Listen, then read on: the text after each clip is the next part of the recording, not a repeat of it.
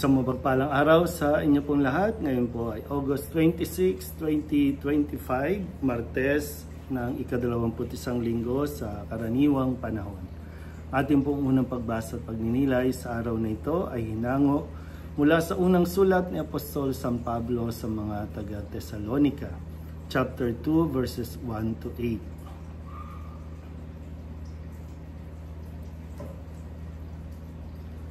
Kayo na rin mga kapatid ang nakababatid na hindi nawawalan ng kabuluhan ang pagpunta namin sa inyo.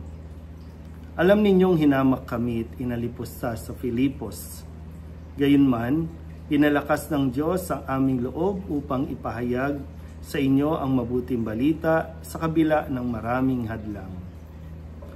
Ang pangangaral namin hindi udyok ng kamalian, ng kahalayan, o ng hangad na manlinlang. Minarapat ng Diyos ipagkatiwala sa amin ang mabuting balita, kaya nangangaral kami upang bigyang kasiyahan, hindi ang tao, kundi ang Diyos na nakasisiyasat ng ating puso.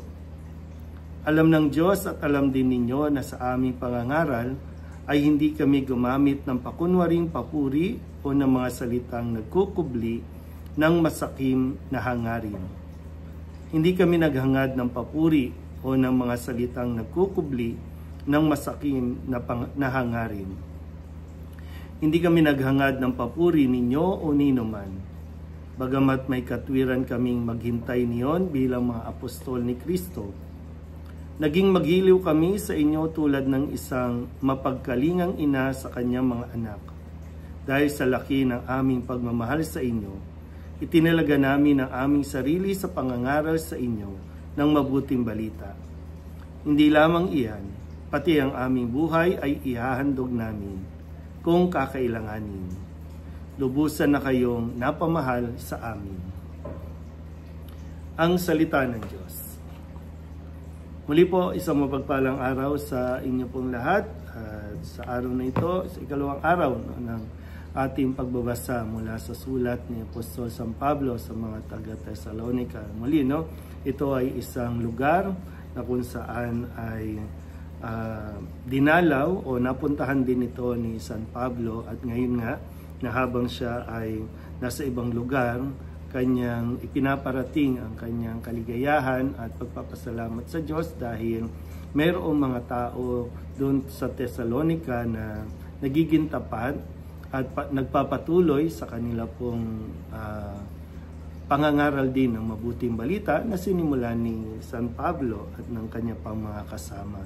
At tunay nga po na sa karanasan ni San Pablo, hindi rin madali na magpahayag ng mabuting balita. Gaya ng kanyang karanasan, hindi lahat ng lugar ay ng mga tao doon ay malugod siyang tinatanggap. Meron pa nga inaalipusta siya at maraming rejection ang nararanasan ng isang nagpapahayag ng mabuting balita.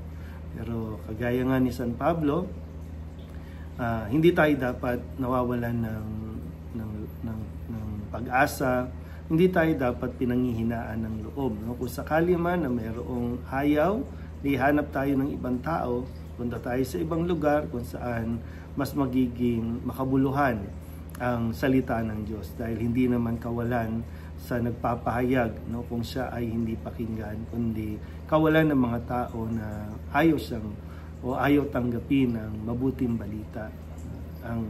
Ang misyon ay ipakilala ang Diyos, ipahayag ang salita ng Diyos, at hindi ang sariling muka, sariling pangalan. Hindi yun yung dapat na hinahangad ng isang nagpapahayag ng mabuting balita.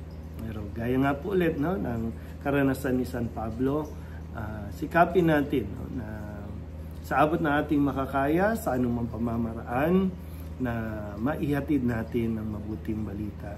Gamit ang social media natin ngayon, mayroong mayroong mga ilan-ilan syempre na makakarinig nito. Kung inyong isi-share, mayroong makakapakinig nito. Mga tao na pinanghihinaan ng loob, mga taong nakakaranas ng rejection sa kabila ng kabutihan na kanilang ginagawa, at napapaisip din sila kung hihinto na ba o magpapatuloy.